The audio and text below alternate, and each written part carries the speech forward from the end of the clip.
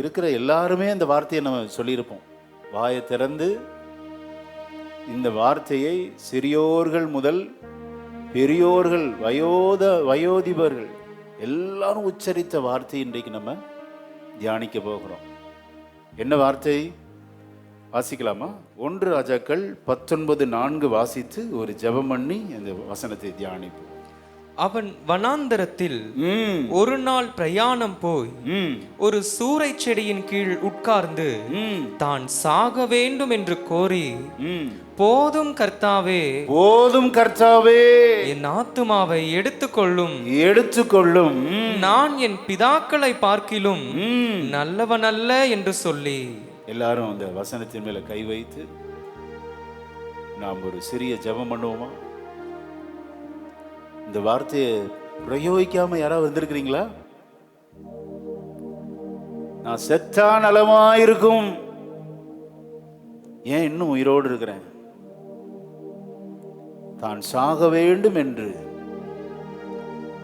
ஒரு ஜெபத்தை பக்தன் எலியா செய்தார். இந்த ஜெபத்துக்கு ஆண்டவர் என்ன மறுமொழி கொடுத்தார், அதை இன்னைக்கு நம்ம தியானிக்க போறோம். அல்லேலூயா. எல்லாரும் கண்களை மூடி ஒரு சிறிய ஜெபம், ஒரு பழைய ஒரு பாடலில் ஒரு கவியை சேர்ந்து பாடலாம். அல்லேலூயா. சோர்ந்து போகாதே மனமே, சோர்ந்து போகாதே,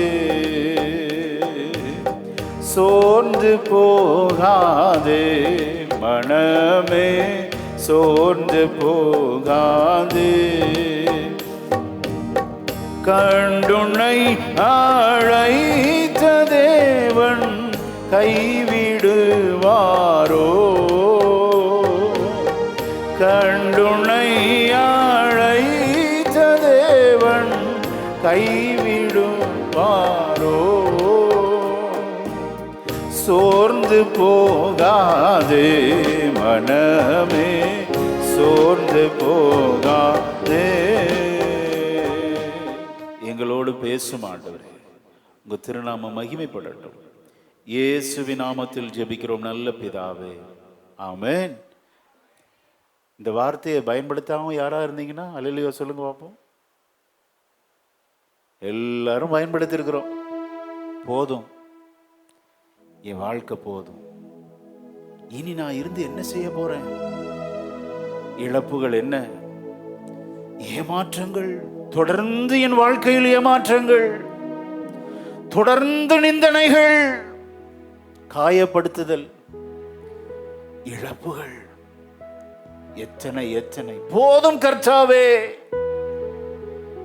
தான் சாக வேண்டும் என்று தேவனிடத்தில் ஜெபித்த பக்தன் எலியா. அல்லேலூயா. எலியா மிகப்பெரிய ஒரு பக்தன், தீர்க்கதரிசி. அவருக்கே இப்படி ஒரு நிலை என்றால் நீங்களும் நானும் ஏமாத்தினோம். பக்தர்களுக்கு கண்டிப்பா என்ன வரும்? அப்போ மனசோர்வு வரும். அல்லேலூயா. வருவது இயல்பு. அதை தான் வேதம் சொல்லுகிறது. வேதம் நமது வாழ்க்கையை படம் பிடித்து காண்பிக்கிறது. ஆமென். நம்ம அடிக்கடி சொல்லுகிற வார்த்தை, போதும் ஆண்டவரே, நான் சாக வேண்டும். கவனிங்க. ஆனா இவர் சூசைட் பண்ணிக்கல. ரொம்ப தெளிவா இருக்கணும். சாகணும்னு ஆசை வரும், ஆனா தற்கொலை செய்து கொள்ளக்கூடாது. பக்தர்கள் சொன்ன வார்த்தை, அவர்கள் வாழ்ந்த வாழ்க்கை நமக்கு மிகுந்த பிரயோஜனமா இருக்கும். வேதத்தை அதிகமா வாசிக்கணும். ரொம்ப தெளிவா இருப்பாங்க. சாக வேண்டும் தான் சொன்னாரு. யார்கிட்ட போய் சொன்னாரு? நீர் என்னை எடுத்துக்கொள்ளும். ஆமென். அப்படி ஜபிக்கலாமா? ஜபிக்கலாம். மனசோறு வர்றப்ப அப்புறம் யார்கிட்ட போய் சொல்றது? பக்தன் எலியாக்கே அந்த நிலைமைன்னா கண்டிப்பா நமக்கு அந்த நிலைமை வரத்தான் செய்யும். ஆனா ஒரு நாளும் சூசைட் பண்ணிக்க கொள்ளாது. ஆமென்.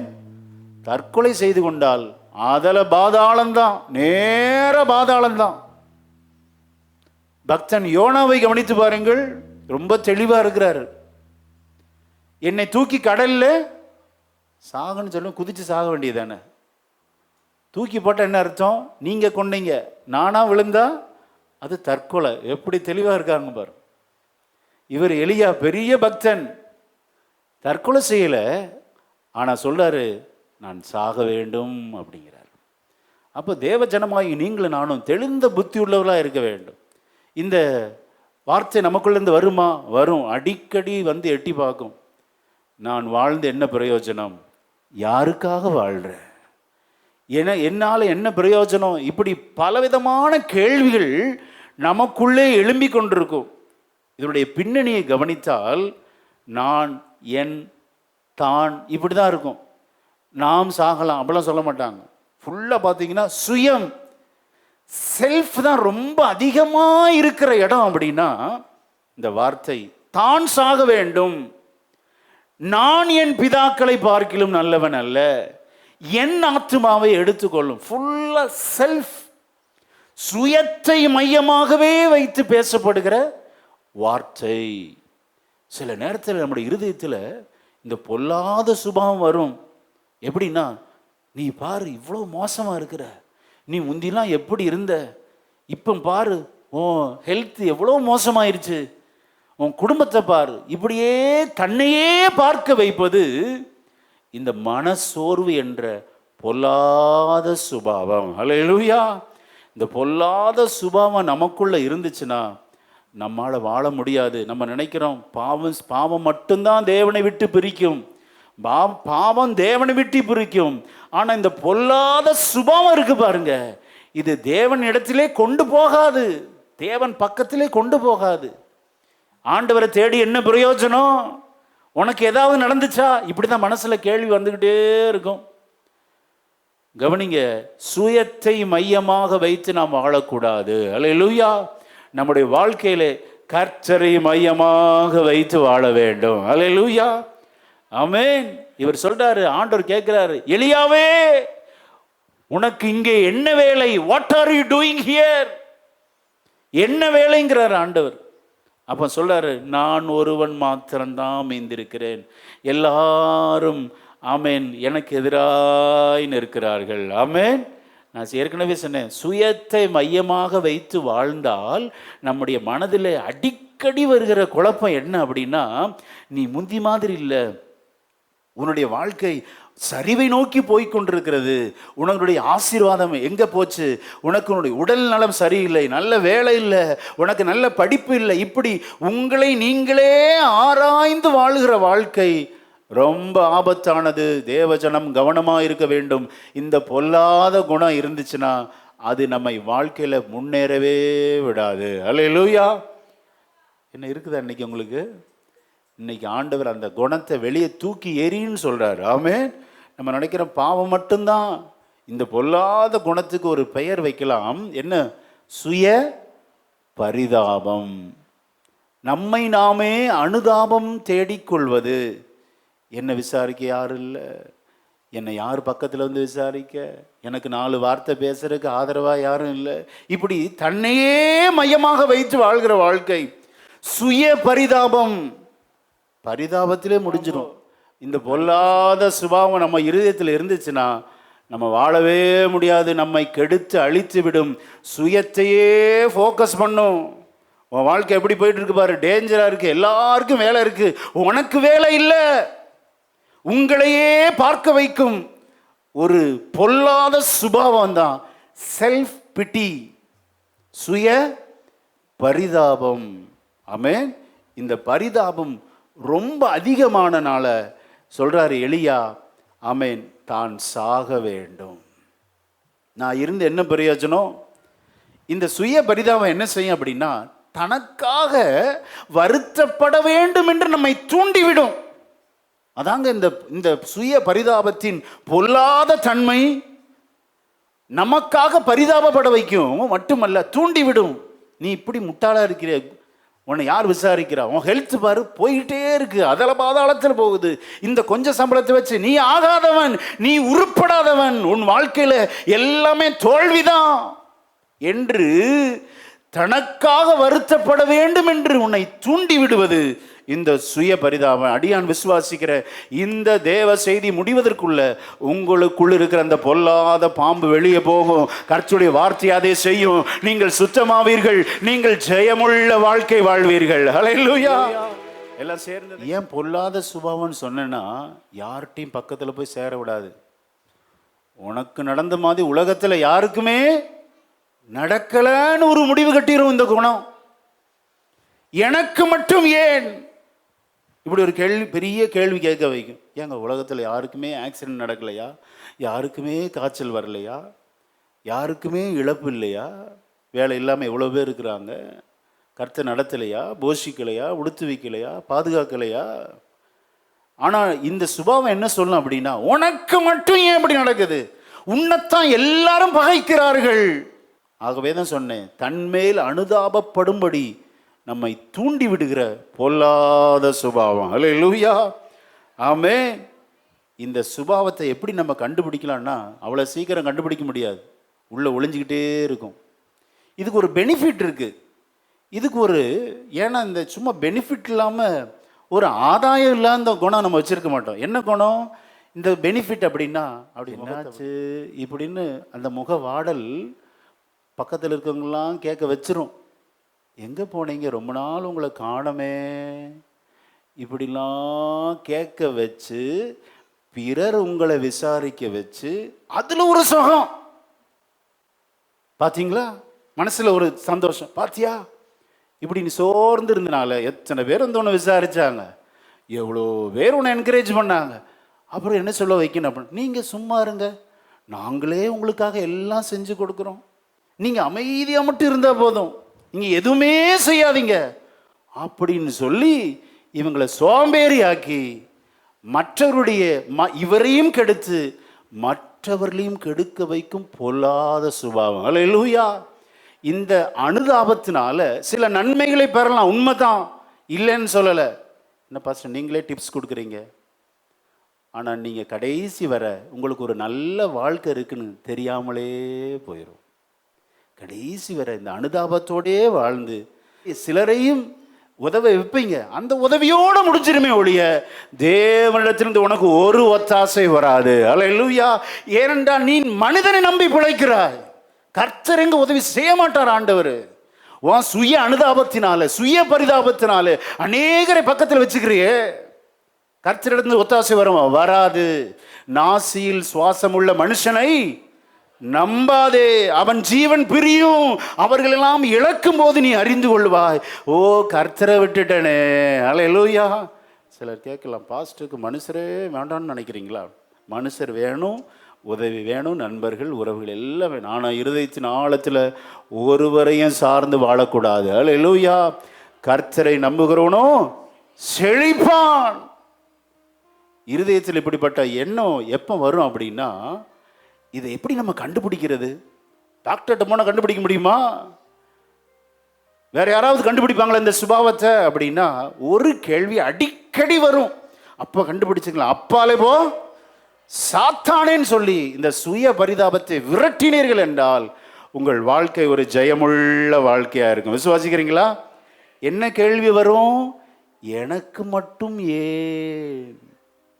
இந்த கேள்வி அடிக்கடி வரும். எல்லாரும் சந்தோஷமா இருக்கிறாங்க பாஸ்டர், நான் மட்டும்தான் இப்படி துக்கத்தில் இருக்கு, எனக்கு மட்டும்தான் இப்படி வியாதி, தனிமை, போராட்டம், கலக்கம், எத்தனை இழப்புகள், எத்தனை நிந்தைகள், எனக்கு மட்டும்தானா? இப்படி கேள்விகள் வரும்போது புரிந்து கொள்ள வேண்டும், இந்த பொல்லாத பாம்பு உள்ள இருக்கு, அதை வெளியெடுத்து போட்டாதான் நமக்கு ஆசீர்வாதம். விசுவாசிக்கிறீங்களா? அல்லேலூயா. இப்படி 2 பேர் புலம்புனாங்க. சுய பரிதாபத்தினால் புலம்பின 2 மனிதருடைய வார்த்தையை கவனிக்கும்படி உங்களை அன்பாய் கேட்டுக்கொள்கிறேன். வாசிக்கலாம். ஆதியாகமம் 42:36 வாசிக்க கேட்போம். அவர்கள் தகப்பனாகிய யாக்கோபு அவர்களை நோக்கி, என்னை பிள்ளையற்றவனாக்குகிறீர்கள், என்னை பிள்ளையற்றவனாக்குகிறீர்கள். யோசேப்பும் இல்லை, சிமியோனும் இல்லை, பென்யமீனையும் கொண்டு போக பார்க்கிறீர்கள், இதெல்லாம் எனக்கு விரோதமாய் நேரிடுகிறது என்றான். என்ன கொஸ்டின் சொல்றாரு பாருங்க. இதெல்லாம் எனக்கு இவருக்கு மட்டும்தான் அகைன்ஸ்டா நடக்கும், உலகத்துல வேற யாருக்குமே விரோதமா நடக்கலையாம். எப்படி பார்த்தீங்களா? யாக்கோபு சொல்றாரு, பக்தன் யாக்கோபு, இதெல்லாம் எனக்கு விரோதமாய் நடக்கிறது. இந்த பதில் உங்க இருதயத்திலிருந்து வந்துச்சுன்னா புரிந்து கொள்ள வேண்டும், ஆமென், ஸ்தோத்திரம். இது சுய பரிதாபம் என்ற பொல்லாத சுபாவம். அல்லேலூயா, ஆமென். அவர் சொல்றாரு, என்னை பிள்ளையற்றவன் ஆக்குகிறீர்கள். அப்ப 10 பேருக்கு எவ்வளவு எரிச்சல் வந்திருக்கும். உனக்கு யோசேப்பு மட்டும்தான் பிள்ளையா? உனக்கு பென்யமீன் மட்டும்தான் பிள்ளையா? 10 பேர் கூட இருக்கிறோமே. சில நேரத்தில் நம்ம வார்த்தையை சரியா பிரயோகிக்கணும். குடும்பத்தில் தேவையில்லாத சண்டை ஏன் வருது? சொல்லப்படுகிற வார்த்தை சரியில்லை. யோசேப்பு மட்டும்தான் இவருக்கு பிள்ளையா? பென்யமீன் மட்டும்தான் பிள்ளையா? மீத 10 பேர் அடுத்த வீட்டு பிள்ளையா? கவனிங்க. அது மாத்திரமல்ல, இப்படி இந்த காலவெளியில் சில புலம்பலை புலம்பி கொண்டு வந்திருக்கலாம். உலகத்தில் யாருக்குமே இது நடக்கக்கூடாதுங்க, அப்படிப்பட்ட ஒரு வேதனையில் இருக்கிறேன்னு சொல்லி வந்திருக்கிறீங்களா? நீங்கள் என்னெல்லாம் புலம்புனீங்களோ அதெல்லாம் உங்களுக்கு கிடைக்கும். அல்லேலூயா. இவன் சொல்றா, யோசேப்பு இல்லை. யோசேப்பு ஜாம்னு இருக்கார். எங்க? எகிப்துல அரண்மனையில் நல்ல உயர்ந்த பதவி. அல்லேலூயா, ஆமென். இந்த தியானிக்கிறப்ப அவ்வளோ சந்தோஷப்பட்டேன். நம்ம வாழ்க்கையில் இன்றைக்கு தேவஜனம் இந்த ஆராதனையில் எதெல்லாம் இல்லைன்னு புலம்பி கொண்டு வந்திருக்கிறீங்களோ எல்லா ஆசீர்வாதங்களும் அப்பன் இயேசு உங்களுக்கு வைத்திருக்கிறார். யோசேப்பு எகிப்தின் அரண்மனையில் சோத்திர பார்வோனுக்கு அடுத்த ஸ்தானத்தில் இருக்கிறான் ஐயா. ஹல்லேலூயா. பென்யமீனையும் கொண்டு போக பார். பென்யமீன் அங்கதான் இருக்கிறான் பாருங்க. இன்னைக்கு இந்த ஆராதனை உங்களுக்கு தீர்க்க தரிசனமா சொல்ல முடியும். குடும்பம் உடஞ்சி கிடக்கு, பிரச்சனை மேல பிரச்சனை, அடி மேல அடி என்று நினைத்து வந்திருக்கிற உங்களுக்கு ஆண்டவர் தீர்க்க தரிசனமாக இந்த ஆமென் ஆதியா 42:36 படி சொல்ல முடியும். எல்லாம் உங்களுக்கு ஆண்டவர் வைத்திருக்கிறார். ஆமென். புலம்புவதை நிறுத்து. கடந்த காலத்தை மறந்து விடு. எதிர்காலத்தில் கர்த்தர் அதிசயங்களை செய்வாராக. கர்த்தர் இந்த மாதம் உனக்கு தயவு செய்கிற மாதம். ஒருவேளை தாய் தகப்பனை இழந்திருக்கலாம் பாஸ்டர். இல்லை, அது உண்மைதான். ஆனால் இப்பொழுது தேவ சந்நிதியில் அவர்கள் மகிழ்ந்து இருக்கிறார்கள். விசுவாசிக்கிறீங்களா? ஆமென். தாய் தகப்பனை இழந்தது உண்மைதான். கூட பிறந்த சகோதரி இழந்தது உண்மைதான். கர்த்தருக்குள் மரித்திருப்பார்கள் என்றால் அவர் எல்லாரும் தேவ சந்நிதியிலே மகிழ்ச்சியோடு இருக்கிறாங்க. அல்லேலூயா. யோனா, பக்தன் யோனாவுக்கும் இந்த சுய பரிதாபம் வெளிப்பட்டது. வாசிக்கலாம். யோனா 4:3. இப்போதும் கர்த்தாவே, என் பிராணனை என்னை விட்டு எடுத்துக்கொள்ளும். நான் உயிரோடு இருக்கிறதை பார்க்கிலும் சாகிறது நலமாய் இருக்கும் என்றான். அல்லேலூயா. என்னை எடுத்துக்கொள்ளும். எத்தனை பேர் இப்படி இருதயத்தில் புலம்பிட்டு வந்தீங்களோ? கர்த்தர் இன்றைக்கு உங்களோடு பேசுகிறார். ஆமென். சுய பரிதாபத்தை விட்டுவிடு. அதற்கு பதிலாக கிறிஸ்தவர்களாகிய நீங்களும் நானும் சுய பரிசோதனை நாம் செய்ய வேண்டும். அல்லேலூயா. சுய பரிதாபத்திற்கு பதிலாக செல்ஃப் எக்ஸாமினேஷன். அந்த சுய பரிதாபத்துக்கு பதிலாக சுய பரிசோதனை செய்தால் நாம் ஆண்டவரோடு அடுத்து செல்வோம். அல்லேலூயா, ஆமென். சுய பரிசோதனை என்ன? நான் எங்க தவறி இருக்கிறேன், எங்க ஆண்டவரை வேதனைப்படுத்தி இருக்கிறேன், இப்படி கவனிங்க. செல்ஃப் சென்டரா வாழ்கிறத விட செல்ஃப் எக்ஸாமினேஷன், சுய பரிதுணை செய்யணும். எந்த இடத்துல ஏசப்பாவை நான் வருத்தப்படுத்திருக்கிறேன், அது உங்களை இன்னும் ஆண்டவர் அருகிலே கொண்டு செல்லும். அல்லேலூயா, ஆமென். சுய பரிதாபம் ஆண்டவரை விட்டு தூரப்படுத்தும். சுய பரிசோதனை ஆண்டவர் அருகிலே உங்களை கொண்டு வரும். அல்லேலூயா. சங்கீதம் 139:24. வேதனை உண்டாக்கும் வழி என்னிடத்தில் உண்டோ என்று பார்த்து நித்திய வழியிலே என்னை நடத்தும். செல்ஃப் எக்ஸாமினேஷன், தன்னை புடமிட்டு பார்க்க தேவனிடத்தில் கெஞ்சுவது. ஆண்டவரே, என் இருதயத்தை கொஞ்சம் அலசி பாருங்களேன். அல்லேலூயா. எங்க குறைவு இருக்கு அதை உணர்த்துங்க, நான் திருத்திக்கிறேன். எவ்வளோ அருமையான வார்த்தைகள் பாருங்க. சுய பரிசோதனை ஆண்டவர் அருகிலே கொண்டு போய்விடும். ஆனால் சுய பரிதாபம் தேவனை விட்டு பிரித்து விடும். அல்லேலூயா. இன்றைக்கு பாருங்க, கடைசி காலத்தில் ஜனங்க எப்படி இருப்பாங்களாம்? சுகபோக தற்பிரியராக இருப்பாங்க. தற்பிரியர் அப்படின்னு ரொம்ப அழகாக சொல்லுகிறது. இன்னைக்கு ஃபுல்லாக எல்லாம் பார்த்தீங்கன்னா எதுதான் எடுக்கிறாங்க? செல்ஃபி எடுக்கிறாங்க. அழகா இருக்கிறாமா, ஃபுல்லாக செல்ஃபி. தற்பிரியர். நான் எப்படி இருக்கிறேன்? எத்தனை இடத்துல செல்ஃபி எடுத்து செத்துருக்கிறான். கால் வலிக்கி விட்டு அருவியில் விழுந்து, கடலில் விழுந்து, குளத்தில் விழுந்து இறந்துருக்கிறான்ப்பா. தற்பிரியர். அது இருந்தா இந்த உலகத்தில் வாழ்கிற வாழ்க்கையும் ஆபத்து, மறுமையிலும் ஆபத்து. அல்லேலூயா. அதற்கு பதிலாக தற்பரிசோதனை செய்யுங்கள். ஆண்டவருக்கு உண்மையா இருக்கிறேனா, ஆண்டவரை நான் பிரியப்படுத்துறேனா, கர்த்தருக்கு பிரியமான ஒரு வாழ்க்கை வாழ்கிறேனா, இதை செக் பண்ணா நாம் தேவனுடைய அருகிலே செல்ல ஆயத்தமா. எத்தனை ஆயத்தமா இருக்கிறோம்? அல்லேலூயா. செல்ஃப் லவ், செல்ஃப் கேர் இருக்கலாங்க, ஒரு லிமிட் தான், அதுக்கு மேலே போயிடக்கூடாது. லஸ்ட், சுய இச்சை, தன்னை பிரியப்படுத்துவதில் கருத்தாயிருந்தான், கடைசியில் வீழ்ச்சி, தெளிலால் மடியிலே போய் வீழ்ந்து தன்னையே இழந்தான். அந்த வசனத்தை வாசிங்க.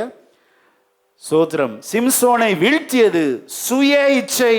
நியாயாதிபதிகள் 16:20 வாசிக்க கேட்போம். அப்பொழுது அவள், சிம்சோனே, பெலிஸ்தர் உன்மேல் வந்து விட்டார்கள் என்றாள். அவன் நித்திரை விட்டு விழித்து கர்த்தர் தன்னை விட்டு விலகினதை அறியாமல் எப்போதும் போல உதறி போட்டு வெளியே போவேன் என்றான். பெலிஸ்தர் அவனை பிடித்து அவன் கண்களை பிடுங்கி அவனை காசாவுக்கு கொண்டு போய் அவனுக்கு 2 வெண்கல விலங்கு போட்டு சிறைச்சாலையிலே மாவரைத்து கொண்டிருக்க வைத்தார்கள். சிம்சோன் வீழ்ச்சிக்கு காரணம் சுய இச்சை. தேவனை பிரியப்படுத்த மனசு இல்லை அவனுக்கு. தன்னை அப்படியே மகிழ்ச்சியில திளைத்து இருக்கணும். இன்னைக்கு பாருங்க, தன்னை மகிழ்ச்சி படுத்துவதில் எவ்வளோ பேர் ரொம்ப கருத்தா இருக்கிறாங்க. காமெடியை பார்த்துட்டு அவங்களே சிரிச்சுக்குவாங்க. செல்ல ரீல்ஸை பார்த்து, அதை பார்த்து, இதை பார்த்து தன்னை மகிழ்ச்சியை வச்சுக்கணும். நீ எக்கேடு கட்டா எனக்கு என்ன? தற்பிரியர், இது ரொம்ப ஆபத்து. ஸ்தோத்திரம். சுய பரிதாபம் ஆபத்து. அல்லேலூயா. ஆமென். தாவீதை கவனித்து பாருங்கள். என் இருதயத்திற்கு ஏற்றவன். அல்லேலூயா. தன்னை பிரியப்படுத்துவதை விட என்னை படைத்த அருள்நாதரை நான் பிரியப்படுத்துவேன். அல்லேலூயா. அந்த வாழ்க்கை எத்தனை பேர் வாழ ஆயத்தமா இருக்கிறோம்? இப்போ எலியாவின் புஸ்தகத்துக்கு அந்த வருவோம். எலியா தான் சாக வேண்டும் என்று சொன்னான். போதும் கர்த்தாவே, அப்படி சொன்னதுக்கு காரணம் என்ன அப்படின்னா, அதன் பின்னணியை நம்ம தியானிக்க வேண்டும். இவன் இப்படி சாக வேண்டும் என்று சொன்ன காரணங்களை நாம் தியானிக்க போகிறோம். அல்லேலூயா. ஏன் இப்படி சாக வேண்டும் என்று மிக மன அழுத்தத்தில் இருந்தான், துக்கத்தோடு இருந்தான். ஸ்தோத்திரம். ஆமென். ஏன் அப்படின்னா, இவன் கடந்த அதிகாரத்தில் மலையின் உச்சியில் இருக்கிறான். கவனிங்க, 18ஆம் அதிகாரம் மலை உச்சியின் அனுபவம். 19ஆம் அதிகாரத்தின் ஆரம்பம் பள்ளத்தாக்கின் ஆழம். பள்ளத்தாக்கின் ஆழத்தில் இருக்கிறான். ஒரு பக்தனுக்கு இப்படி நேரிடுமா? Yes, it is happen. எல்லாருக்கும் நடக்குங்க. எவ்ரிபடி. யாரும் விதிவிலக்கு அல்ல. பேசுகிற எனக்கும் திடீரென்று வெற்றியின் உச்சம் இருக்கும், தோல்வியின் ஆழத்தில் போய் நிற்போம். இதுதான் வாழ்க்கை. This is our life. Amen. எப்பவுமே வெற்றியா இல்லை. வாழ்க்கையில் நமக்கு ஹைவேல போகிறதா ரொம்ப பிடிக்குது. ஹைவே ஒரு தடை இல்லை. கேரளாவில் மட்டும்தான் சிக்னல்லாம் வச்சுருக்கிறாங்க. நம்ம தமிழ்நாட்டில் சூப்பர் ஹைவே. ஆனால் ஹைவேல தான் நிறைய ஆக்சிடென்ட் நடக்கும். ஆனால் குண்டும் குழியுமான மண் பாதையில் ஒரு ஆக்சிடென்ட் கூட நடக்காது. அல்லேலூயா.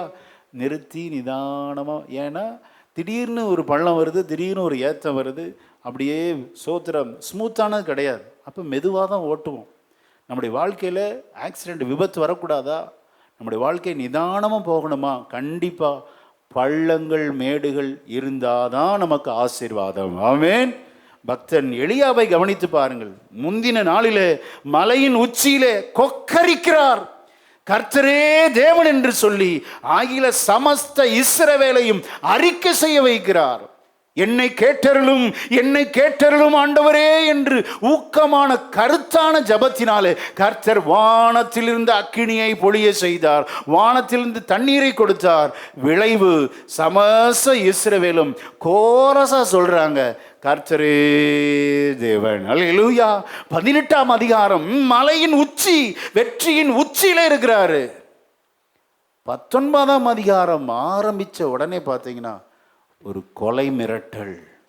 நாளை இந்நேரத்தில் எலியாவே உன் தலை உன்னிடத்தில் இருக்காது என்ற ஒரு கொலை மிரட்டல் விடுகிறாள் ஏசபேல். ஒரு பெண்ணின் சத்தத்தை கேட்டு அதல பாதாளத்துக்கு போகிறார் பக்தன் எலியா. அவ்வளோ வைராக்கியமுள்ள ஒரு தேவ மனிதன் ஒரே ஒரு வார்த்தையை கேட்டு, நல்லா கவனிங்க, இந்த ஏசபேல் என்பவள் சாத்தானுக்கு அடையாளமாக இருக்கிறா. சாத்தானும் ஒரு வார்த்தையினால நம்ம மடங்கடிப்பான். எப்படி மடங்கடிப்பான்? நாளை இந்நேரத்தில் உன் குடும்பம் இருக்காது, நாளை இந்நேரத்தில் உன் பிள்ளைகளுக்கு நடக்கிறத பார், உன் வாழ்க்கையில் சம்பவிக்கிறதை பார் என்று சொல்லி இப்படிப்பட்ட எண்ணங்கள் வரும்போது உடனே சோர்ந்து போயிடுறோம். இந்த காலை வேளையில் கவனிங்க, ஏசபேல் கொலை மிரட்டல் விட்டால் இது சாத்தானின் யுக்தி, தந்திரம். அதே ஏசபேல் 18ஆம் அதிகாரம் 4ஆம் வசனத்தில் அநேக கர்த்தரின் தீர்க்க தரிசனிகளை சங்கரித்தார் என்று சொல்லப்படுகிறது. கொலை மிரட்டல் விடுகிறது பதிலாக அநேக தீர்க்க தரிசிகளை கொன்றவளுக்கு எலியாவை கொல்ல முடியாதா? ஒரு பயமுறுச்சுகிற அச்சுறுச்சுகிற வார்த்தையை மாத்திரம் தூது விடுகிறாள், அதில் பயந்துடுறாரு எலியா.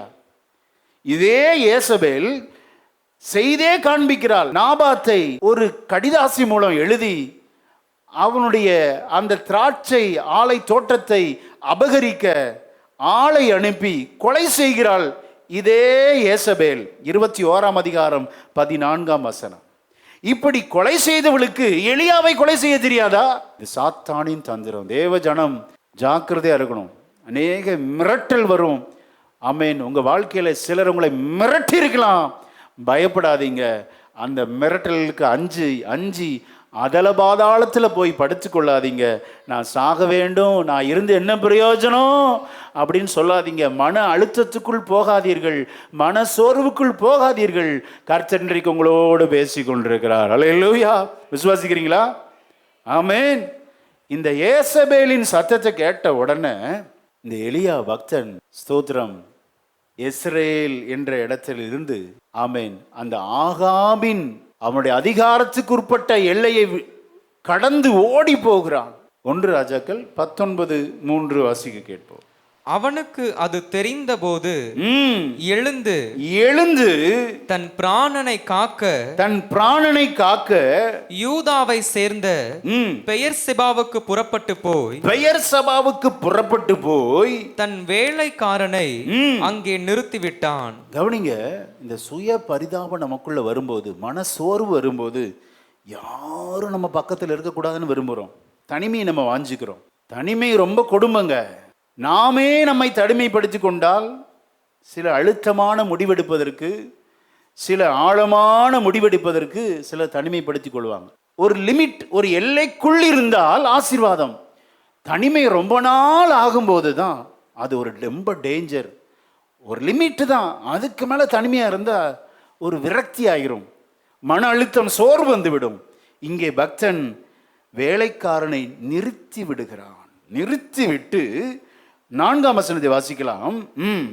அவன் வனாந்தரத்தில் ஒரு நாள் பிரயாணம் போய் கிட்டத்தட்ட சோத்திரம் ஒரு நாள் பிரயாணம் என்பது 30 மைல் நடந்தே போகிறான். களைப்பு, சரீரத்தில் மிகப்பெரிய ஒரு சோர்வு. கவனிங்க ஸ்தோத்திரம், இந்த சோர்வி நிமித்தம், களைப்பு நிமித்தம் அவன் அங்கே தூங்கிடுறான். இப்படி ஒரு ஜெபம் பண்ணி அவன், ஆண்டவரே போதும் கர்த்தாவே என்னை எடுத்துக்கொள்ளும் என்று சொல்லி அயர்ந்த நித்திரை. 5ஆம் வசனத்தை வாசிக்கலாம். ஒரு சூரை செடியின் கீழ் படுத்துக்கொண்டு நித்திரை பண்ணினான். அப்பொழுது ஒரு தூதன் அவனை தட்டி எழுப்பி எழுந்திருந்து போஜனம் பண்ணு என்றான். பாருங்க, இவன் சரீரத்தில் பலவிதமான சோர்வுகள். அந்த சோர்வுகளுக்கான காரணங்களை நம்ம அப்புறம் தியானிப்போம். இந்த சோர்வுக்கான காரணம் என்ன? ஏன் இப்படி ஜெபித்தான்? தான் சாக வேண்டும், போதும் கர்த்தாவே என்று ஏன் ஜெபித்தான்? அந்த காரணத்தை நம்ம தியானிப்போம். அதற்கு முன்பாக நம்முடைய ஆண்டவர் இந்த சோர்வுக்கான சில சோத்திரம் சரீர நன்மைகளை தேவன் தர வல்லவராய் இருக்கிறார். விசுவாசிக்கிறீங்களா? சோர்வை மாற்றிவிட்டு தான் ஆண்டவர் நம்மிடத்தில் அந்த பரிசீலனை செய்வார், நம்மளை வந்து டெஸ்ட் பண்ணுவார்.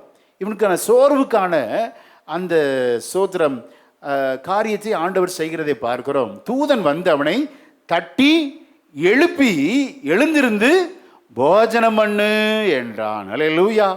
நீ ஏன் இப்படி சாகணும்னு ஜெபம் பண்ற அப்படிலாம் எதுவுமே கேட்க மாட்டார். நம்ம ஆண்டவர் ரொம்ப ஜென்டில்ங்க, ரொம்ப ஜெனியூனானவர் ஆண்டவர். நம்மளை குறை சொல்லிக்கிட்டே இருக்க மாட்டார், நம்மளை குற்றம் கண்டுபிடிச்சிக்கிட்டே இருக்க மாட்டார். அப்போ இருக்கிறது அவனுக்கு சரீர சோர்வு, ரொம்ப டயர்டாக இருக்கிறார். 30 மைல் நடந்து வந்திருக்கிறாரு பார்த்தீங்களா. இந்த சரீர சோர்வுக்கு காரணம் என்ன அப்படின்னா, கவனிங்க, நான் சொன்னேன் 18ஆம் அதிகாரத்தில் கிட்டத்தட்ட 850 தீர்க்கதரிசிகளை கர்மேல் பர்வதத்தில் வைத்து ஆண்டவரை நோக்கி ஜெபிக்கிறார். என்னை கேட்டருளும் ஆண்டவரே என்று ஜெபித்தார். ஆண்டவர் வானத்திலிருந்து இறங்கி அக்கினியை அனுப்பி அவன் வைத்திருந்த அந்த பலியெல்லாம் சுட்டரித்து போட்டார். அப்போ ஜனங்களை பார்த்து சொல்றாரு, ஆமென், எல்லாரும் சொல்லுங்க, கர்த்தரே தேவன் என்று சமஸ்த இஸ்ரவேலும் முழக்கமிடுகிறார்கள். அப்போ ஒரு காரியத்தை செய்கிறான். என்ன செய்கிறார் அப்படின்னா, 1 ராஜாக்கள் 18:40. அப்பொழுது எலியா அவர்களை நோக்கி, நீங்கள் பாகாலின் தீர்க்கதரிசிகளில் ஒருவனும் தப்பி போகாதபடிக்கு அவர்களை பிடியுங்கள் என்றான். அவர்களை பிடித்தபோது எலியா அவர்களை கீழே கீசோன் ஆற்றங்கரையிலே கொண்டு போய் அங்கே அவர்களை வெட்டி போட்டான். 450 தீர்க்கதரிசிகளை ஒருவனாக வெட்டினான் பக்தன் எலியா. 450 பேரை கொல்றப்ப ரத்தம் எப்படி வரும்? ஒருத்தனை கொல்றதே பெருசு, அந்த 450 பேரை கொல்றப்ப இவன் சரீரத்தில் அவ்வளோ ஒர்க் பண்ணியிருக்கிறான். எஸ்டர்டே 18ஆம் அதிகாரம் முந்தின நாளை குறிக்கிறது. 450 பேரை வெட்டி இருக்கிறான். மட்டுமல்ல, இவன் ஆண்டவரை நோக்கி கருத்தா ஜெபம் பண்ணிக்கிறான். ஆண்டவரே மழையை அனுப்பும் ஆண்டவரே என்று கருத்தான ஜெபத்தினால ஆண்டவர் மழையை அனுப்பினார். அப்பொழுது ஆண்டவர் ஆகாபை பார்த்து இவன் சொல்லுகிறார், ஆமென், ஆகாபே, உன் ரதத்தை பூட்டிக் கொண்டு சீக்கிரம் ஓடு, மழை வரப்போகிறது என்று சொல்லி இவன் ஆமென் கூவுகிறான். அந்த அரைகூவல் விடுகிறான். அந்த வசனத்தை வாசிக்கலாம். 1 ராஜாக்கள் 18:45-46. அதற்குள்ளாக வானம் மேகங்களினாலும் காற்றினாலும் கருத்து பெரும் மழை உண்டாயிற்று. ஆகாப் ரதத்தில் ஏறி எஸ்ரேலுக்கு போனான். இப்போ கர்மேல் பர்வதத்திலிருந்து எங்க போறாங்க? 32 கிலோமீட்டர் எஸ்ரேலுக்கு போகிறான். இவன் என்ன செய்யறான்? வாசிங்க, 46ஆம் வசனத்தை வாசிக்கலாம். கர்த்தருடைய கை எலியாவின் மேல் இருந்ததினால் அவன் தன் அறையை கட்டிக்கொண்டு எஸ்ரேலுக்கு வருமட்டாக ஆகாப்புக்கு முன் ஓடினான். ஆகாபுக்கு முன் எங்க ஓடினா? எஸ்ரேல். 32 கிலோமீட்டர் ரதத்தின் வேகத்தை விட அதிகமாக ஓடினதுனால சோர்ந்து போயிட்டான் சரீரத்தில். 32 கிலோமீட்டர் ஒரு ரதத்தின் வேகத்தை விட ஓடி இருக்கிறான்னா இவன் சரீரத்தில் எவ்வளோ சோர்ந்து போயிருப்பான். அல்லேலூயா. அப்படி ஓடி எஸ்ரேலுக்கு வருகிறான். கர்மேல் பர்வதத்திலிருந்து எஸ்ரேல் 32 கிலோமீட்டர். எஸ்ரேல் வந்த உடனே ஏசபேலின் கொலை மிரட்டலினால இந்த எஸ்ரேலிருந்து பெயர்சபாவுக்கு ஓடுகிறான். கிட்டத்தட்ட 200 மைல். நேற்றைய தினம் 450 பேரை வெட்டினது, நேற்றைய தினம் 32 கிலோமீட்டர் ஓடினது, இன்றைய தினம் 200 மைல் ஓடி இருக்கிறான். எஸ்ரேல் இருந்து பெயர் சபாவுக்கு சரீரத்தில் சோர்ந்து போயிட்டான். அல்லேலூயா, ஆமென். இந்த காலை வேளையில் சரீரத்தில் சோர்ந்து போய் வந்திருக்கலாம். பலவிதமான வேலை பளுவின் நிமித்தம் களைப்புற்று அவன் இத்தனை வேலையா, என் சரீரம் எனக்கு ஒத்துழைக்கவே இல்லை என்று சொல்லி புலம்பி கொண்டு வந்திருக்கலாம். நான் விசுவாசிக்கிறேன், இன்றைக்கு கொடுக்கப்படுகிற கர்த்தருடைய வார்த்தை உங்களுக்கு ஒரு பெரிய பலனை தரும். ஹல்லேலூயா. எம்பெருமான் இயேசு சரீர தேவைகளை சந்திக்க அவர் வல்லவராயிருக்கிறார். இரண்டாவது தான் ஆத்துமா. சரீரத்தை களைப்போடு வைத்து கொண்டு ஆத்தும சுகத்தை ஆண்டவர் தரமாட்டார். முதலாவது சரீரத்தின் தேவைகளை சந்திக்க ஒரு தூதனை அனுப்புகிறார். விசுவாசிக்கிறீங்களா? நான் விசுவாசிக்கிறேன். இன்றைக்கு சரீரத்தில் பலவிதமான பலவீனங்களோடு வந்திருக்கிற தேவஜனமே, உன் சரீரத்தை பலப்படுத்த தேவன் உனக்கு ஒரு தூதனை அனுப்பி இந்த வாக்குத்தத்த ஆராதனை, இந்த கர்த்தருடைய வார்த்தையை உனக்கு கொடுத்து, எலியாவே, இங்கே உனக்கு என்ன வேலை? நீ போக வேண்டிய தூரம் வெகு தூரம் என்று உன்னை அழைக்கிறார். அல்லேலூயா. சரீரத்தில் சோர்ந்து போய் படுத்து கிடக்கிற நித்திரையாயிருக்கிற பக்தன் எலியாவை தூதன் வந்து தட்டி எழுப்பி, எழுந்திரு, போஜனம் பண்ணு என்கிறார். அல்லேலூயா. ஆமென். அநேக சரீர தேவைகளோடு வந்திருக்கிறீங்களா? வருமானம் எல்லாம் குறைவாயிருக்கிறது, தேவைகளோ அதிகமாயிருக்கிறது என்று சொல்லி புலம்பி வந்திருக்கலாம். முதலாவது உங்கள் சரீர தேவைகளை நிறைவேற்ற ஆண்டவர் உண்மை உள்ளவராயிருக்கிறார். எத்தனை பேர் விசுவாசிக்கிறீங்க? ஆமென். எடுத்த எடுப்புல ஆண்டவர் என்கொயரிலாம் வைக்கல. எலியாவே நீ ஏன் இங்கே இருக்கிறாய் அப்படின்லாம் கேட்கல. ஃபர்ஸ்ட் ஆண்டவர் ஃபுல்ஃபில் பண்ணது, நிறைவேற்றினது என்ன அப்படின்னா, அவன் சரீரம் களைப்புற்று இருக்கிறது. நேற்றைய தினம் 450 பேரை வெட்டி இருக்கிறான், 32 கிலோமீட்டர் நடந்திருக்கிறான். அப்புறம் இன்றைய தினம் அந்த ஆகாப் மனைவி ஏசபேலின் கொலை மிரட்டினால 200 மைல் பிரயாணம் பண்ணி வந்து களைத்து போய் ஒரு வனாந்திரத்தில் சூறை செடி 10 அடி உயரம், அந்த சூறை செடியின் நிழல்ல படுத்துக்கொண்டு போதும் கர்த்தாவே என்று சொன்ன அந்த வார்த்தையை கேட்டு ஆண்டவர் பக்தனை தேற்றுகிறார். அல்லேலூயா. நான் விசுவாசிக்கிறேன், பலவித சரீரத்தில் சோர்வோடு வந்திருக்கு, பலவீனமாய் வந்திருக்கலாம். இன்றைக்கு இந்த ஆராதனையிலே முதலாவது ஆண்டவர் உங்கள் சரீரத்தின் தேவைகளை ஆண்டவர் நிறைவேற்றுவார். அல்லேலூயா. பக்தன் சொல்லுகிறான், பிரியமானவனே உன் ஆத்துமா வாழ்கிறது உண்மைதான்பா, வாழ்கிறது போல நீ எல்லாவற்றிலும் வாழ்ந்து ஆத்துமா சூப்பரா இருக்கு, உண்மைதான். ஆனா மத்ததெல்லாம் குறைவுபட்டிருக்கிறையே. அல்லேலூயா. ஆகவே தான் பக்தன் அப்படி சொல்ற. இந்த காலை வேளையில உன் ஆத்துமா ஆண்டவருக்குள் கழிவுறலாம், ஆனா சரீரத்தின் தேவைகள் அநேகம் இருக்கிறது. இதெல்லாம் நான் எங்க போய் நிறைவேற்றுவேன்? என்னுடைய தேவைகள் அதிகமாக இருக்கிறது புலம்பாது. ஓ சோத்திரம், கர்த்தர் உன் தேவைகளை சந்திக்க உனக்கு ஒரு தூதனை அனுப்புவார், உன்னை தட்டி எழுப்பி போஜனம் பண்ணு என்று சொல்லுவார். ராஜாக்கள் 19:5-6. ஒரு சூறை செடியின் கீழ் படுத்துக்கொண்டு நித்திரை பண்ணினான். அப்பொழுது ஒரு தூதன் அவனை தட்டி எழுப்பி எழுந்திருந்து போஜனம் பண்ணு என்றான். அவன் விழித்து பார்க்கிற போது இதோ தழலில் சுடப்பட்ட அடையும் ஒரு பாத்திரத்தில் தண்ணீரும் அவன் தலைமாட்டில் இருந்தது. அப்பொழுது அவன் புசித்து குடித்து திரும்ப படுத்து கொண்டான். இந்த களைப்பு இன்னும் மாறல. ஆண்டவர் கடிந்து கொண்டாரா? கடிந்து கொள்ளல. திரும்பவும் 2ஆம் விசை ஒரு தூதன் வந்து தட்டி எழுப்பி போஜனம் பண்ணு என்கிறார். அல்லேலூயா. இந்த காலை வேளையில சோத்திரம் 2-3 தேவ செய்தி கேட்டுட்டேன். பல தேவ செய்தி கேட்டு இன்னும் எனக்குள்ள உற்சாகம் இல்லை, சோர்ந்து போய் வந்திருக்கலாம். இந்த காலை வேளை 2ஆம் தரம் உன்னை தட்டி எழுப்புகிற தேவதூதன் இங்கே வந்திருக்கிறார். அல்லேலூயா.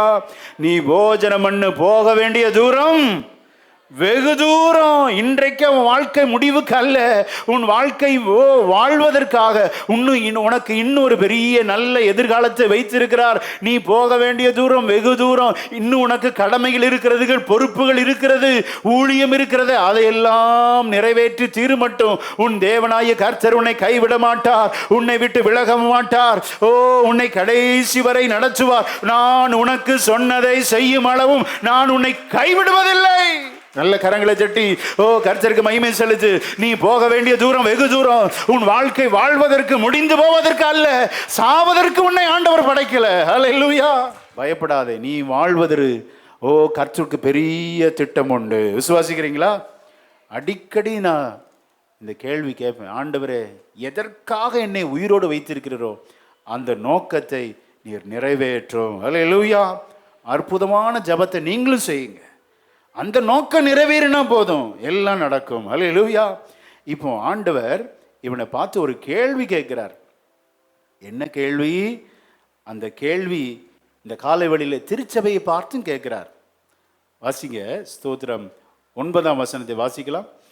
அங்கே அவன் ஒரு கெபிக்குள் போய் தங்கினான். இதோ கர்த்தருடைய வார்த்தை அவனுக்கு உண்டாகி அவர் எலியாவே இங்கே உனக்கு என்ன காரியம் என்றார். What are you doing here? எலியாவே இங்கே உனக்கு என்ன வேலை? இந்த காலை வேளையில ஆண்டவர் இங்க வந்திருக்கிற ஒவ்வொருவரையும் பார்த்து கேட்கிறார். இந்த கேள்வி உங்க பர்சனல் லைஃப், தனிப்பட்ட வாழ்க்கைக்குரிய கேள்வி. சில நினைக்கிறாங்க, இங்க என்ன வேலை, இங்க தேவ செய்தி கேட்டுட்டு இருக்கிறோம். இதை சொல்லலை, தனிப்பட்ட வாழ்க்கையில் என்ன செஞ்சிட்டு இருக்கிறீங்க அதை ஆண்டவர் கேட்கிறார். இங்கே உனக்கு பொறுப்புகளை அநேகர் நாம் உதறி விடுகிறோம், கடமைகளை உதறி விடுகிறோம். எலியாவை உனக்கு எத்தனை பொறுப்புகள் உண்டு, கடமைகள் உண்டு, ஊழியம் உண்டு, எல்லாவற்றையும் எல்லாவற்றையும் விட்டுவிட்டு இங்கே தனிமையா இருக்கிறே, என்ன செய்து கொண்டிருக்கிறாய்? What are you doing here? இன்றைக்கு ஆண்டவர் இந்த சத்தத்தை கேட்கிற உங்களை பார்த்து கேட்கிறார், என்ன செய்து கொண்டிருக்கிறாய்? ஆண்டவருக்கு தெரியாதது ஒன்றும் இல்லை. ஆமென்.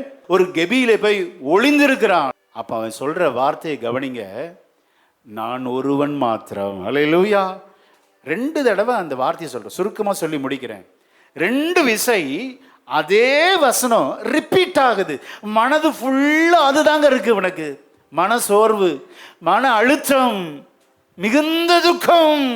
நான் ஒருவன் மாத்திரம் ஆண்டவரே, என்னோடு பயணிக்க யாரும் இல்லையே என்று சொல்லி மிகுந்த ஒரு மனசோர்வி நிமித்தம் சொல்லுகிறான். தேவஜனமே, இந்த சத்தத்தை கேட்கிற தேவஜனங்களோடு ஆண்டவர் பேசுகிறார். என்னோடு பயணிக்க, என்னை புரிந்து கொள்ள, சோத்திரம், என் மன சோர்வை அறிந்து கொள்ள யாருமே இல்லை ஆண்டவரே என்று புலம்பிக் கொண்டு வந்திருக்கிறாயா? கர்த்தர் இன்றைக்கு இந்த வார்த்தையின் மூலம் உங்களோடு ஆண்டவர் பேசுகிறார். ஆமென். அந்த வசனத்தை வாசிக்கலாம். 1 ராஜாக்கள் 19:10. அதற்கு அவன், சேனைகளின் தேவனாகிய கர்த்தருக்காக வெகு பக்தி வைராக்கியமா இருந்தே இஸ்ரவேல் புத்திரர். கவனிங்க, சில இடத்துல நிறுத்திடுவேன். ஏன் அப்படின்னா, இங்க சொல்றாரு பாருங்க, வெகு பக்தி வைராக்கியமாய் இருந்தாரா இருந்தேனா? கடந்த காலத்தை பேச, வெகு பக்தி வைராக்கியமாய் இருந்தேன். இதுல இருந்து ஒரு பாடத்தை உங்களுக்கு நான் சொல்ல விரும்புகிறேன். கடந்த கால பக்தி வைராக்கியங்கள் இன்றைக்கு உதவாது. ஆமென். அதெல்லாம் ஒரு பிரயோஜனம் இல்லை. அதை சார்ந்து வாழாதீங்க. பக்தி வைராக்கியத்தை சார்ந்து வாழாதீர்கள், அது நமக்கு உதவாது. ஆமென். அதுக்காக பக்தி வைராக்கியமா இருக்கக்கூடாதுன்னு சொல்ல, இருக்கணும். அது தொடர்ந்து கீப் ஆன், அதை கடைபிடித்து கொண்டே இருக்க வேண்டும். அல்லேலூயா. கடந்த காலத்தை குறித்து பேசுறார். ஆனா இப்போ பாருங்க, பக்தி வைராக்கியம் அவிஞ்சு தவிடுபடி ஆயிருச்சு. நான் சாகணுங்கிறார். இப்ப எங்க பக்தி வைராக்கியம்? ஒரு பக்தி வைராக்கியம் இல்லை. ஆகவே ஒரு பாடத்தை கவனித்துக் கொள்ளுங்கள். பக்தன் எலியாவிடத்தில் நாம் கற்றுக்கொள்ள வேண்டியது, கடந்த கால பக்தி வைராக்கியங்கள் ஒன்றுக்கும் உதவாது. ஆமென். கர்த்தருக்காக வெகு பக்தி, அந்த பாருங்க, அந்த வேர்ட் அண்டர்லைன், வெகு பக்தி வைராக்கியமா இருந்தேன். ஆனா இப்ப இல்ல. வாசிங்க. இஸ்ரவேல் புத்திரர் உமது உடன்படிக்கையை தள்ளிவிட்டார்கள், உம்முடைய பலிபீடங்களை இடித்து உம்முடைய தீர்க்கதரிசிகளை பட்டயத்தினால் கொன்று போட்டார்கள். நான் ஒருவன் மாத்திரம் மீதியா இருக்கிறேன், என் பிராணனையும் வாங்க தேடுகிறார்கள் என்றான். அல்லேலூயா. இந்த வசனத்திலிருந்து 3 காரியத்தை சொல்லி நான் முடிக்க விரும்புகிறேன். முதலாவது, பக்தி வைராக்கியம் கடைசி வரை இருக்க வேண்டும். அல்லேலூயா. ஆமென். இவர் உண்மை வாழ்ந்தது உண்மைதாங்க. அவர் பொய் சொல்லலை. எலியா இவ்வளவு பெரிய தீர்க்கதரிசி, அவரை கேலி பண்றேன்னு நினைச்சிடாதீங்க. பரியாசம் பண்ணல. 18ஆம் அதிகாரத்தில் அவ்வளவு பக்தி வைராக்கியமா இருந்தாரு. இந்த அதிகாரத்தில் எடுத்துக்கொள்ளுங்கிறாரு. பக்தி வைராக்கியம் என்பது கடைசி வரை இருக்க வேண்டும். 2வது, இவர் ரொம்ப எதிர்பார்த்துட்டார். ஏன்னா அவ்வளோ நல்ல ஊழியம் செஞ்சிருக்கிறார். அவ்வளோ வைராக்கியமாக 450 தீர்க்கதரிசிகளை வெட்டி சமஸ்த இஸ்ரவேல். ஆனா இன்னைக்கு 19ஆம் அதிகாரத்தில் எங்க போச்சு? 450 தீர்க்கதரிசிகள், பாகாலின் தீர்க்கதரிசி எல்லாரும் முன்பா கொன்று எல்லா ஜனங்களையும் சொல்ல வைக்கிறார், கர்த்தரே தேவன், முழக்கமிடுகிறார். அப்ப அந்த பக்தனுடைய இருதயத்தில் என்ன இருந்திருக்கும்? கண்டிப்பா கர்த்தருக்காக ரட்சிக்கப்படும். ஆமென். அப்படி நினைச்சிருப்பாரு, எதிர்பார்த்தது ஒண்ணுமே நடக்கல. அடுத்த நாள் கொலை மிரட்டல், ஒன்ன கொல்றையான்னு சொல்லி இவ்வளோ கண்கூடா எல்லாருக்கும் முன்பாக டெமான்ஸ்ட்ரேஷனே பண்ணி காமிச்சிட்டாரு. கர்த்தரே தேவன் என்பதை டெமான்ஸ்ட்ரேஷன் லைவா காமிக்கிறாரு. அப்போ கண்டிப்பா இவருடைய இருதயத்தில் என்ன அப்படின்னா, ஏசபேல் ரட்சிக்கப்பட்டிருப்பா, ஆகாப் ராஜா ரட்சிக்கப்படுவார் அப்படின்னு ஒரு எதிர்பார்ப்பு இருந்துச்சு. அது நடக்கல. ஜனங்கள் எல்லாரும் எதிராக இருக்கிறாங்களே, இப்போ என்னையும் கொல்ல பார்க்குறாங்களேன்னு சொல்லி ஒரு பெரிய மனசோர்வு. ஹல்லேலூயா. நம்ம வாழ்க்கையில் இதை எப்படி எடுக்கலாம் அப்படின்னா, சில காரியத்தை நம்ம ரொம்ப முழு மூச்சாக நம்ம ட்ரை பண்ணி அந்த எதிர்பார்க்கிறப்ப இந்த எதிர்பார்ப்பு நிறைவேறல்னு வச்சுக்கோங்க, ஃபுல்ஃபில் ஆகலைன்னா ஒரே சோர்வு. அப்படி தானே? அப்போ ஒன்று செய்ய நாம் கற்றுக்கொள்ள வேண்டும். எதிர்பார்ப்பு இல்லாமல் பழகுங்கள். அல்லேலூயா. எதிர்பார்ப்பு இல்லாமல் செய்ய வேண்டிய கடமையை மாத்திரம் செய்யுங்கள், மீதியானதை கர்த்தர் நடத்தி கொள்வார். விசுவாசிக்கிறீங்களா? அல்லேலூயா. எதிர்பார்த்து எதையுமே செய்யாதீர்கள். எதிர்பார்ப்பே இல்லாத கடின உழைப்பு, எதிர்பார்ப்பே இல்லாத ஊழியம், உற்சாகம் அது இருந்துச்சுன்னா கண்டிப்பா அதற்கு பலன் வரும், நிச்சயம். அல்லேலூயா. எதிர்பார்க்காதீங்க. இவர் எதிர்பார்த்துட்டாரு. ஜனங்க யாரும் மனம் திரும்பல, ஆகாப் மனம் திரும்பல, ஏசபேல் மனம் திரும்பல. பெரிய ஏமாற்றம். நான் இருந்து என்ன பிரயோஜனம்? உமக்காக இவ்வளவு பக்தி வைராக்கியமா இருந்து என்ன பிரயோஜனம் ஆண்டவரே? பெரிய கேள்வி இவனுக்கு. தடுமாறுகிறார். மூன்றாவது, இவர் ஜனங்க ரட்சிக்கப்படுவார்னு நினைக்கிறாங்க, ரட்சிக்கப்படலை. யாரெல்லாம் நம்புறோமோ அவங்கெல்லாம் கைவிட்டுறாங்க. யாரெல்லாம் அதிகமாக நம்புவனோ கைவிட்டுருவாங்க. இன்றைக்கு வரை அப்படி நடக்குது. அப்போ இந்த வார்த்தை உங்களுக்கு பலனா இருக்கே இல்லையோ, எனக்கு மிகுந்த பலனா இருக்கிறது. ஆமென். நீ எதிர்பார்த்து ஊழியம் செய்யாத, யார் மேலே நம்பிக்கை வைக்காத, என்னை சார்ந்து கொள், நான் உனக்கு அனுகூலமாயிருப்பேன். விசுவாசிக்கிறீங்களா? அவரை சார்ந்து கொண்டால் நீ வெட்கப்பட்டு போகவே தேவன் விட மாட்டார். சபை வசனத்தினால் கட்டப்பட வேண்டும். அல்லேலூயா. நாட்கள் அதை விளங்க பண்ணும். கட்டு கதைகளால் அல்ல, வம்ச வரலாறு அல்ல, கிழவிகள் பேச்சு அல்ல, வேத வசனத்தினால் சபை கட்டப்பட வேண்டும். ஆமென். சோதனை வரும்போது அப்ப தெரிந்து கொள்ளப்பட, வைக்கோலினால் கட்டப்பட்டதா, பொன்னினால் கட்டப்பட்டதா? ஆமென். சுத்த பொன்னை பார்க்கிலும் விலையேற பெற்ற வசனத்தினால் இந்த திருச்சபை கட்டப்படுவது சோத்திரம் படுகிறது. நாளானது அதை விளங்க பண்ணும். எத்தனை போராட்டங்கள் பிரச்சனைகள் வந்தாலும் இங்கே அமர்ந்து வசனத்தை கேட்கிற உங்களுடைய வாழ்க்கையில அந்த வீடு அசைக்கப்படாது. கண்மலையின் மேல் கட்டப்பட்ட வீடு. ஆமென். வசனம் கிறிஸ்து கண்மலை. உன் ஆகாரத்தை தண்ணீர் மேல் போடு. எதிர்பார்க்காம போடுப்பா. இந்த காலை வேளையிலே எதிர்பார்க்காமல் உன் தொழிலை செய், உன் வேலை செய், கர்த்தர் கொடுத்திருக்கிற கடமைகளை செய். கர்த்தர் சொல்லுகிறார். ஆமென். சோத்திரம். நாளானது அதை விளங்க பண்ணும். விசுவாசிக்கிறீங்களா? பக்தன் எலியா எதிர்பார்த்துட்டார். ஜனம் மனம் திரும்பலையே. அதான் சொல்றார், நான் ஒருவன் மாத்திரம் இருக்கிறேன். மூன்றாவது பாடம் இந்த வசனத்தை நாம் கற்றுக்கொள்வது, கர்த்தரையே நோக்கி பார்க்க வேண்டிய பக்தன் எலியா. ஏசபேலின் ரட்சிப்பை பார்க்கிறார், நடக்கல. ஆகாபின் ரட்சிப்பை பார்க்கிறார், நடக்கல.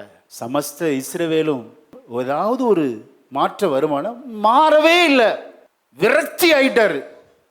விரக்தியின் விளிம்புல தான் மீண்டும் இதே வார்த்தையை சொல்றார். 14ஆம் வசனத்துல வாசிக்க கேட்போம். 1 ராஜாக்கள் 19:14. அதற்கு அவன், சேனைகளின் தேவனாகிய கர்த்தருக்காக வெகு பக்தி வைராக்கியமாயிருந்தே, இஸ்ரவேல் புத்திரர் உமது உடன்படிக்கையை தள்ளிவிட்டார்கள், உம்முடைய பலிபீடங்களை இடித்து உம்முடைய தீர்க்கதரிசிகளை பட்டயத்தினால் கொன்று போட்டார்கள். நான் ஒருவன் மாத்திரம் மீதியா இருக்கிறேன், என் பிராணனையும் வாங்க தேடுகிறார்கள் என்றான். ஆண்டவரும் அதே கேள்வி கேட்கிறார். எலியாவே, உனக்கு இங்கே என்ன வேலை? எலியா வாயிலிருந்து வர்ற வார்த்தை அதே தான். ஆண்டவர் அதுக்கு ஏதாவது பதில் சொன்னாரானா? சொன்னாரு. மிக நேர்த்தியான பதில். அல்லேலூயா. இந்த 4ஆம் வசனத்துக்கு ஒரு பெயர் சூட்டலாம், கேட்கப்படாத ஜெபம். போன வாரம் நம்ம தியானித்தோம், கேட்கப்படுகிற ப்ரேயர் ஆன்சரிங் காட். ஆனால் எல்லா நேரத்திலும் கேட்பாரா? எத்தனை பேர் சாகணும்னு ஜெபம் பண்ணீங்க? அந்த ஜெபம் கேட்கப்பட்டால் இங்கே யாராவது ஒருத்தர் உட்கார்ந்துருப்போமா? அந்த ஜெபம் மட்டும் கேட்கப்பட்டிருந்தா ஒருவர் இங்கே இருந்திருப்போமா? Including me. எத்தனை விசை போதும் கர்த்தாவே என்னை எடுத்துக்கொள்ளும். இந்த ஜெபம் கேட்கப்பட்டுச்சா? கேட்கப்பட்டுச்சு. எப்படி கேட்கப்பட்டுச்சுன்னா, நோ. நம்ம நினைக்கிறோம் எஸ் சொன்னாதான் ஜெபம் கேட்கப்பட்டு. நோங்கிறது ஒரு ஆன்சர் தான். எஸ் ஆர் நோ கொஸ்டின்ல எஸ்னாலும் ஒரு ஆன்சர் தான், நோனாலும் ஒரு ஆன்சர் தான். அப்படி சொல்லிட்டு மிக உயர்ந்த ஒரு பதிலை கொடுத்து முடிக்கிறார். ஆமென். நீ பேசிக்கிட்டே இருப்பா, உனக்கு முன்னாடி வைக்கிற திட்டத்தை வைக்கிறேன்னு சொல்லி, சோத்திரம், உனக்கு யாருமே இல்லைன்னு சொல்லல, உனக்கு நான் ஒரு அசிஸ்டண்ட்டை கொடுக்குறேன், அவர் தான் எலிசா. ஹல்லேலூயா. நீ தனிமைன்னு சொல்ற. இந்த காலை வேளையில் ஆராதனை வேளை உங்களை பார்த்து சொல்லுகிறார், தனிமையா இருக்கிற உனக்கு நல்ல உதவி கரத்தை நீட்டுகிற அநேக தேவ மனிதர்களை உனக்கு தருவார். உன் ஊழியம் முந்தின ஊழியத்தை பார்க்கலும் உன் குடும்பத்தின் வாழ்க்கை சோத்திரம் வேலையில தொழில ஒரு பெரிய முன்னேற்றத்தை ஆண்டவர் தருவார். தனிமையா இருக்கிற உனக்கு உதவி கரங்களை நீட்டுகிற அநேகரை தேவன் எழும்ப பண்ணுவார். விசுவாசிச்சா நல்ல கரங்களை தட்டி கர்த்தருக்கு மகிமை செலுத்துவோம். நான் ஒருவன் மாத்திரன் சொல்லாத, உனக்கு ஒரு உதவி செய்கிற ஒரு ஆளை எழும்ப பண்ணுவார். அதுதான் எலிசா. ஆமென். மட்டுமல்ல, ஆசகேலை எழும்ப பண்ணுகிறார். ராஜாவாக சிரியாவின் மேல் ராஜாவா அபிஷேகம் பண்ணி அவன் வெட்டினதுக்கு மீதி உள்ள வெட்டாததை யெகூ வெட்டுகிறான். அல்லேலூயா. இந்த செப்டம்பர் 8 முன்பை விட இந்த செப்டம்பர் 8க்கு அப்புறம் உங்களுடைய வாழ்க்கை ஆசீர்வாதமா இருக்கு. எத்தனை பேர் விசுவாசிக்கிறீங்க? தேவ செய்தியை நம்புங்க, கர்த்தருடைய வார்த்தையை நம்புங்க, அது உங்களுக்கு அப்படியே செய்யும். விசுவாசிக்கிறீங்களா? அல்லேலூயா. முந்தின ஊழியத்தை விட சோர்ந்து போயிருந்தான். இவன் கேட்டான் சாக வேண்டும் சொல்லி. ஆண்டவர் ஜெபத்தை கேட்கிற தேவன். இவன் சாக வேண்டும் என்று சொன்னான். ஆண்டவர் இவனை சாகாமலே மகிமைக்குள்ள எடுத்துக்கொண்டார். அல்லேலூயா. எவ்வளவு அற்புதமான தேவன் நம்ம ஆராதிக்கிறது. நல்ல கரங்களை தட்டி கர்த்தருக்கு மகிமை செலுத்துவோமா? நீ சாக வேண்டும் சொல்லி வந்திருக்கிற சோத்திரம். உன் விருப்பத்தை விட, வேண்டுவதை விட, நினைப்பதை விட அதிகமாய் செய்கிற தேவன். ஹல்லேலூயா. இன்னைக்கு ஒருவேளை அதல பாதாளத்தின் ஆழத்துல இருக்கலாம். கவலைப்படாதீங்க, முடிவு மகிமையா இருக்கும் என்று கர்த்தருடைய ஆவியானவர் உரைக்கிறார். விசுவாசிக்கிறீங்களா? ஆண்டவர் பணி தொடர்ந்து முன்னேறி கொண்டே இருந்தது. அல்லேலூயா. உன்னை பகைத்தவர்கள் உன் அருகிலே இருந்து கொண்டுதான் இருப்பாங்க. அதை பார்க்காத, உன்னை அழைத்தவரை பார். உன்னை பகைக்கிறவர்களை பார்க்காது, உன்னை அழைத்தவரை பார். அவருடைய பகை இருந்து கொண்டே தான் இருக்கும். ஆனால் ஆண்டவர் நேற்றும் என்றும் என்றும் மாறாதவர். உன்னை பகைத்தவர்கள் அழிந்து போவார்கள், உன்னை அழைத்தவர் நேற்றும் என்றும் மாறாதவர். அவர் இருந்து தொடர்ந்து உன் பணியை செய்து கொண்டே இருப்பார். ஹல்லேலூயா. உங்கள் துக்கம் சந்தோஷமா மாறும், உங்கள் எல்லாம் அறிந்துவிடும். சொல்லு, உங்கள் துக்கம் சந்தோஷமா மாறும், உங்கள் மறைந்துவிடும். கேட்டு உமது பிள்ளைகளுக்கு ஆண்டவர் எல்லா தனிமை மாறட்டும், உதவி செய்கிற நபர்களை எழும்ப பண்ணுவீராக. அவங்க தனிமையெல்லாம் மாறட்டும் ஆண்டவரே. நீர் கூட இருந்து அற்புதமாய் நடத்தும் ஆண்டவரே. இந்த செப்டம்பர் 8 முந்தின வாழ்க்கையை விட இந்த செப்டம்பர் 8 பிந்தின வாழ்க்கை மகிமையாய் விளங்க செய்வீராக. அடியான் விசுவாசிக்கிறப்பா, தேவ செய்தி கர்த்தருடைய வார்த்தை அதை செய்வதாக என்று அடியான் விசுவாசிக்கிறேன். படை இயேசு கிறிஸ்துவின் நாமத்தில் ஜெபிக்கிறோம் நல்ல பிதாவே.